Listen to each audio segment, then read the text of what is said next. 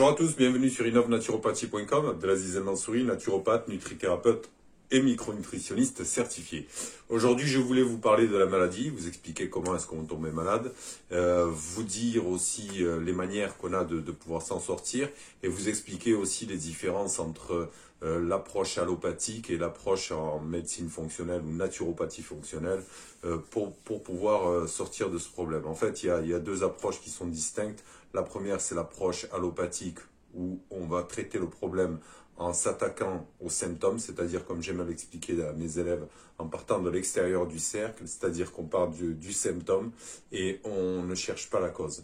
Alors que en médecine holistique, qui est notre approche à nous, celle de la médecine fonctionnelle, on part toujours du centre, c'est-à-dire qu'on va partir de l'exposome, additionné au génome et l'épigénome. Qu'est-ce que j'entends par là?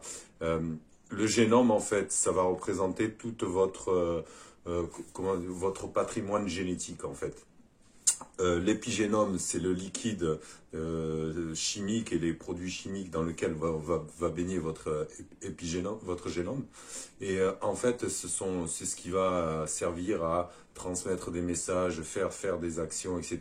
On peut considérer les hormones et tout un tas d'autres choses dans cette catégorie-là.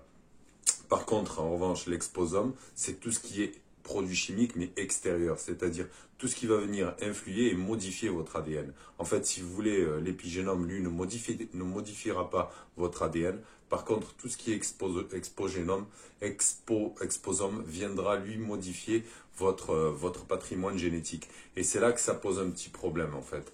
Et c'est là qu'on voit aussi apparaître les maladies chroniques inflammatoires.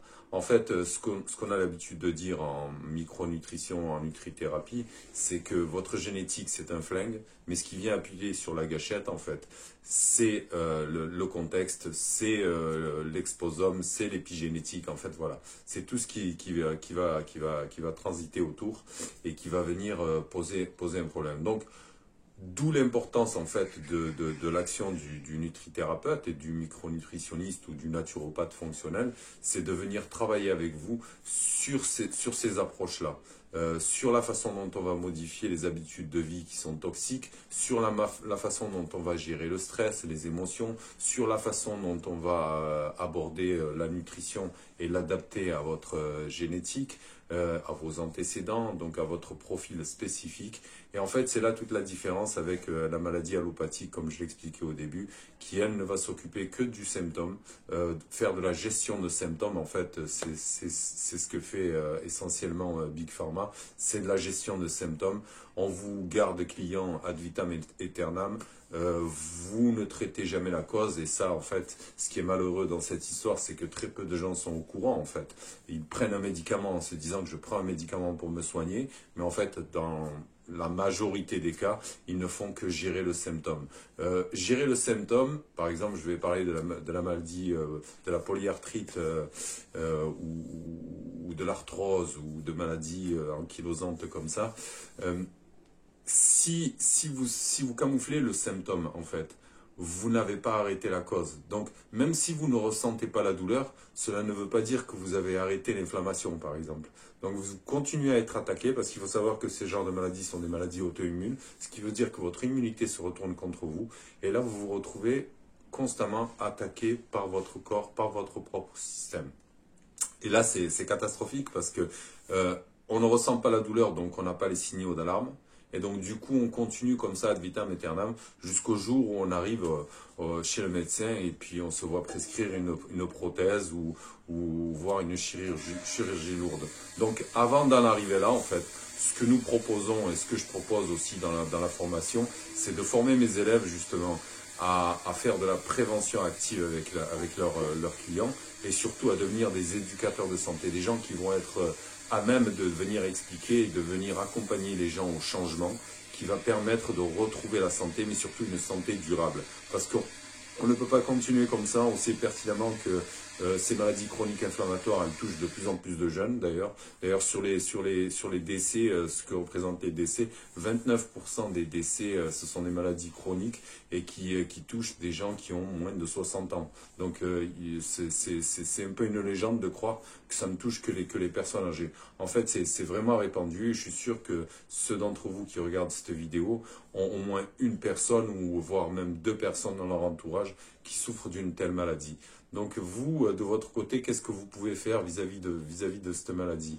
On peut essayer d'aborder plusieurs points. En fait, on pourrait dire, bon, mais voilà, d'où viennent ces pathologies. Donc en général, les principales sources, ça va être, comme je dis moi, les usual suspects, comme le dysfonctionnement intestinal, le déséquilibre nutritionnel, qui est souvent une conséquence de la dysbiose, la dysrégulation, la dysrégulation de l'axe HPA.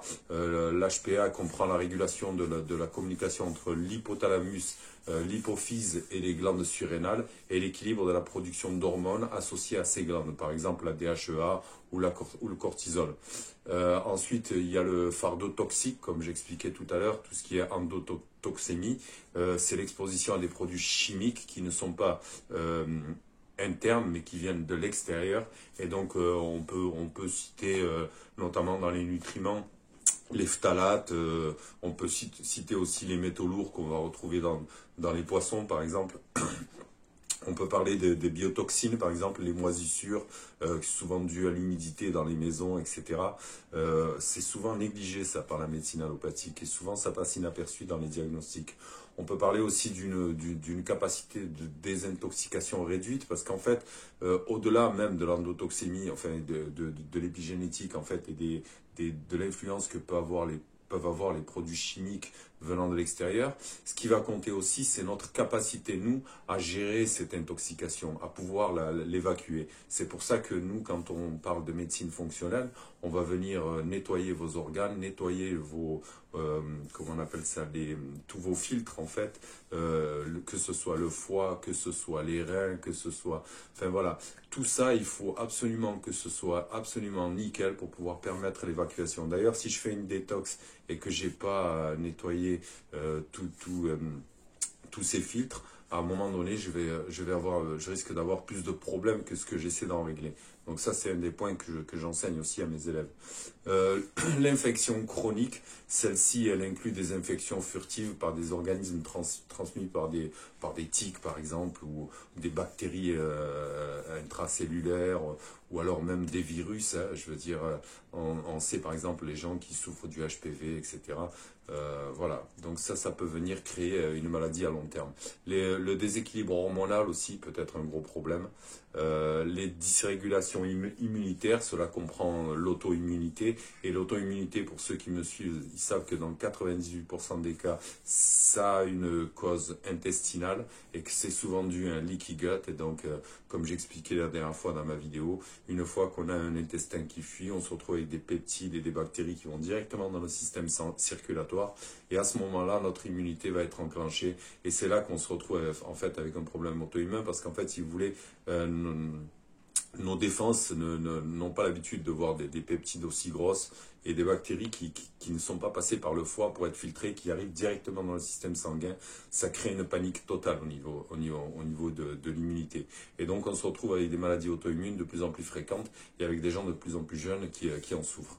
Les dysfonctionnements cellulaires aussi, on sait que ça peut avoir un problème. Enfin, je parle notamment de la méthylation, la production de l'énergie par rapport aux mitochondries notamment, quand elles ne sont pas assez oxygénées, quand on mange trop de sucre, etc. Donc il peut y avoir un problème à ce niveau-là.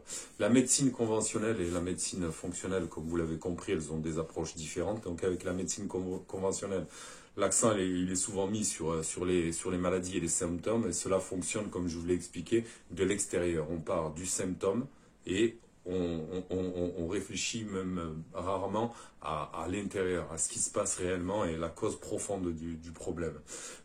Donc par exemple, si on prenait le cholestérol élevé ou le diabète, etc., En général, si vous avez un diabète de type 2, on va vous préconiser de la metformine et ça va juste venir réguler votre insuline. Mais en aucun cas, ça va venir traiter la cause en fait du diabète type 2. Et nous, c'est ce qu'on se propose de faire. Donc en naturopathie fonctionnelle, on travaille, nous, comme j'expliquais, de l'intérieur vers l'extérieur. Je mettrai une image là pour vous expliquer, en fait, pour vous donner une idée de ce que c'est. En fait, comme j'expliquais, vous avez l'exposome plus le génome plus l'épigénome. Ça, c'est le cœur. C'est ce qui va faire qu'il va y avoir une cause sous-jacente vraiment au deuxième cercle qui est celui de la pathologie, puis ensuite de la maladie, puis ensuite du symptôme. Mais on ne peut pas partir du symptôme et venir régler la cause. Il faut toujours partir du cœur pour aller vers l'extérieur. C'est ce que nous, on préconise en médecine fonctionnelle. Et c'est la grosse différence qu'il y a entre nous et la médecine allopathique. Ce qui ne veut pas dire qu'on est en guerre avec eux, ce qui veut simplement dire qu'on est complémentaires et que chacun devrait rester dans sa profession, c'est-à-dire que l'allopathie devrait s'occuper de traiter l'urgence et nous, on devrait traiter le fond. Et travailler main dans la main, je pense que ce serait une formule gagnante pour le patient, pour le médecin et pour le naturopathe. Mais bon, pour l'instant, on sait que les conflits d'intérêts sont beaucoup trop importants. C'est pas demain la veille, par exemple, qu'ils vont arrêter de vous donner de la statine. La statine, c'est le médicament le plus rentable de Big Pharma. On en sait tous l'inutilité, mais pour des raisons XY, je continue à avoir des gens qui viennent me voir avec des ordonnances sur lesquelles on leur a prescrit des statines, ce qui est un véritable scandale. Et surtout, si on prescrit des statines, pourquoi est-ce qu'on ne prescrit pas avec de la coenzyme Q10 ? C'est la question que je pose. Pourquoi est-ce qu'on ne forme pas les médecins à la nutrition? Donc voilà, malheureusement pour nous, l'approche de la naturopathie fonctionnelle, elle n'est pas encore intégrée dans le modèle des soins de santé conventionnels. En France, nous ne sommes pas prêts à cette approche pour des raisons qui n'ont plus rien à voir, comme je viens de l'expliquer, avec le commerce, mais plutôt avec le conflit d'intérêts. Voilà, ça sera tout pour aujourd'hui. Je ne vais pas faire des vidéos trop longues. Je vous remercie d'avoir suivi cette vidéo et je vous encourage une fois de plus, si vous n'avez pas cliqué sur le bouton pour vous abonner, de vous abonner et de cliquer sur la petite clochette. Ainsi, vous ne raterez rien des prochains épisodes qui, je vous le promets, seront toujours de plus en plus passionnants. Je débute dans les vidéos, donc je demande un peu votre indulgence. J'ai eu des retours. J'essaie de faire de mon mieux et on va y arriver. Merci. Courage. Au revoir.